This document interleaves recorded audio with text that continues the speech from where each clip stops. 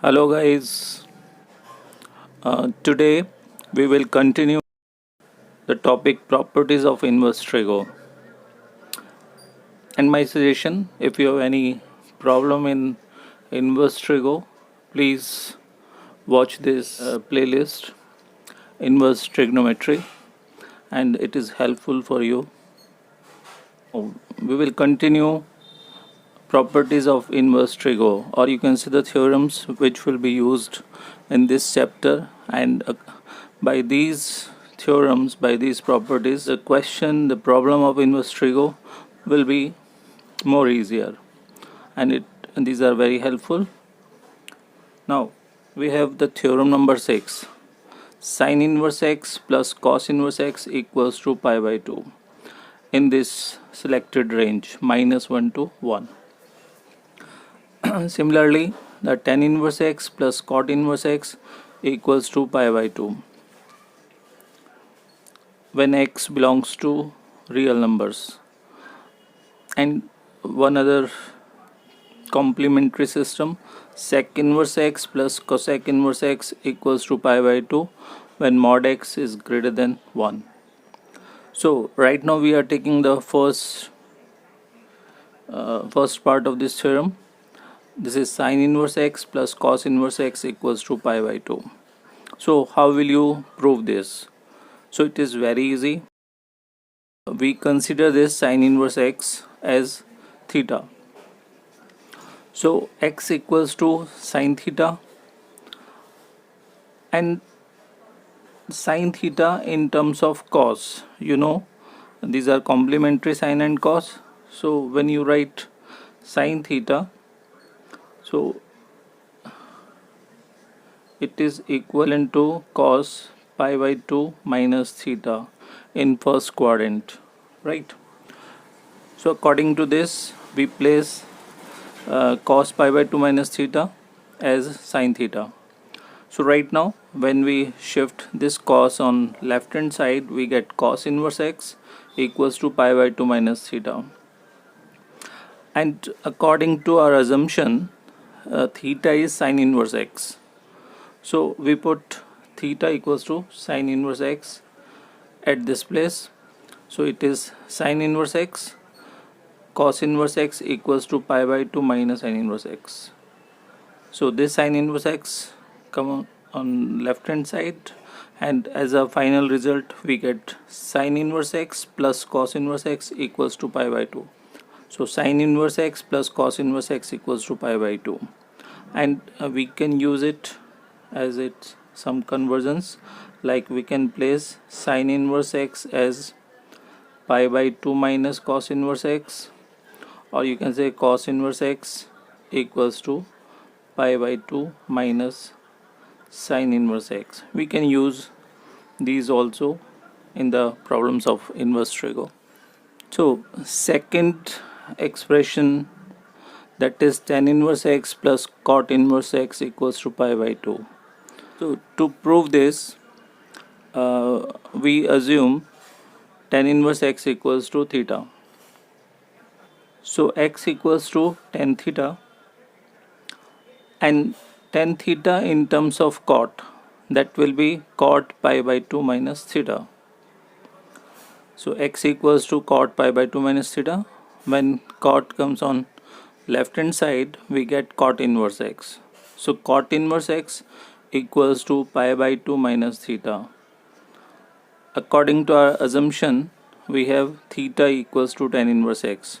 So we put tan inverse x in place of theta. We get cot inverse x equals to pi by 2 minus tan inverse x. So it comes on left hand side. So as a final result, we get tan inverse x plus cot inverse x equals to pi by 2. So this is our required expression, tan inverse x plus cot inverse x equals to pi by 2.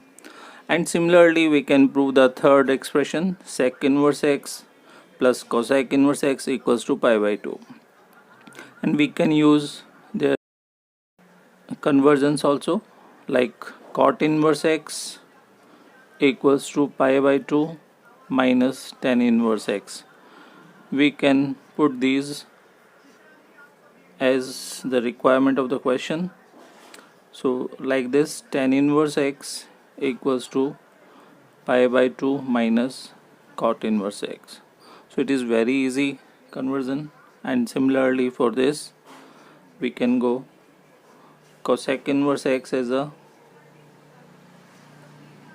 pi by 2 minus sec inverse x,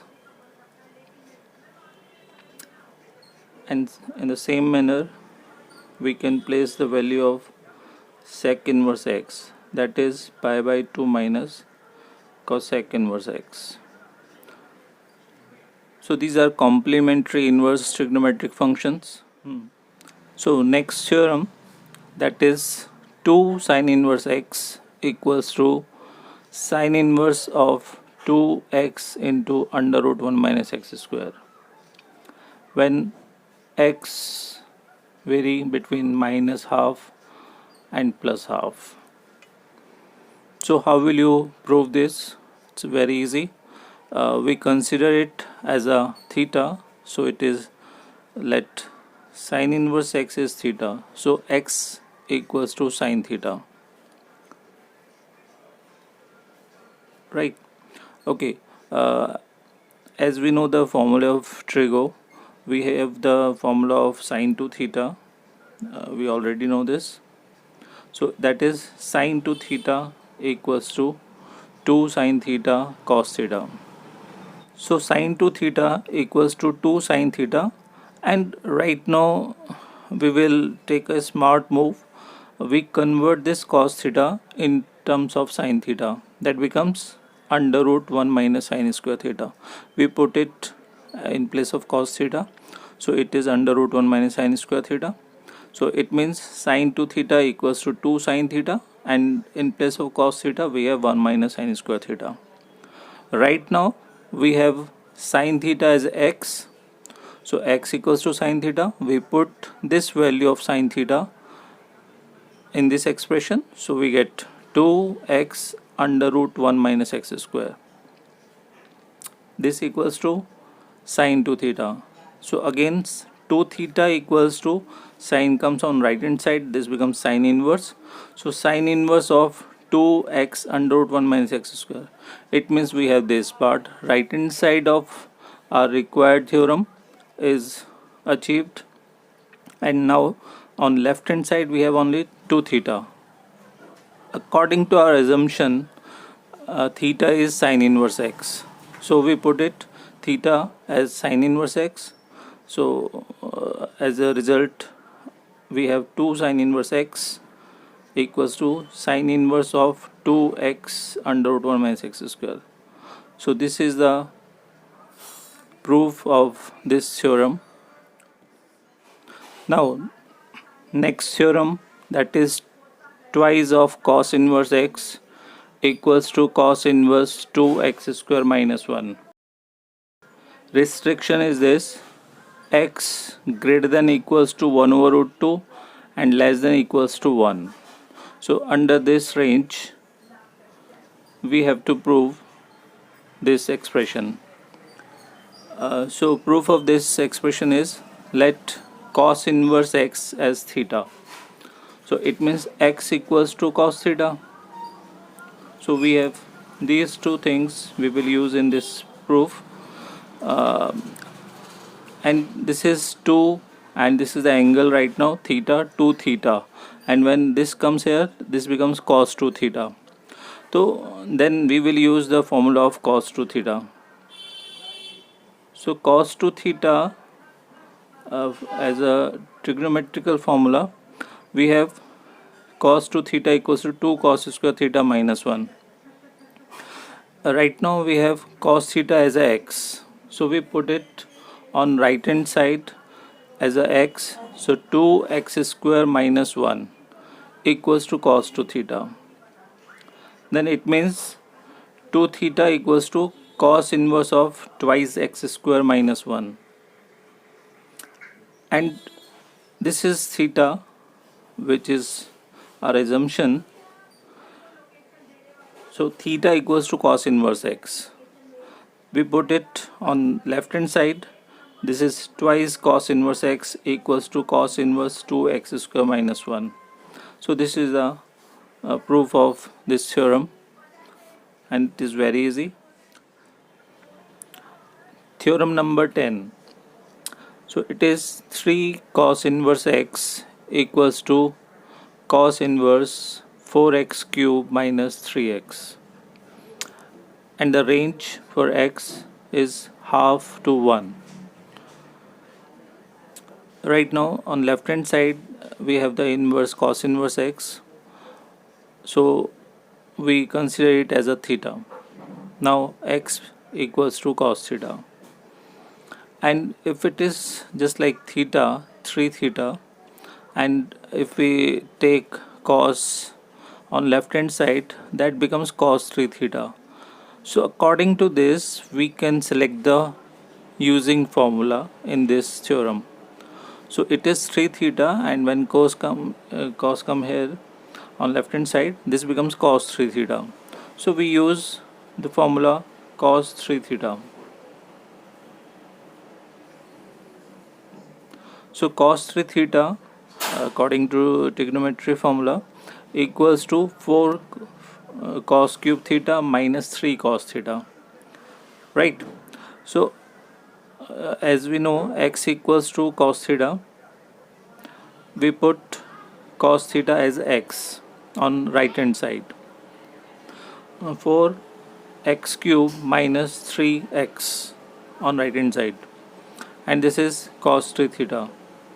It means 3 theta equals to cos come on right hand side, cos inverse 4x cube minus 3x. Right now we achieve this, and on left hand side we have 3 theta, and as our assumption theta is cos inverse x, so we put it here. 3 cos inverse x equals to cos inverse 4x cube minus 3x. It's easy, simple, so we can prove it easily. And the subpart of last theorem, if we have 2 cos inverse x and we have to prove cos inverse 1 minus x square.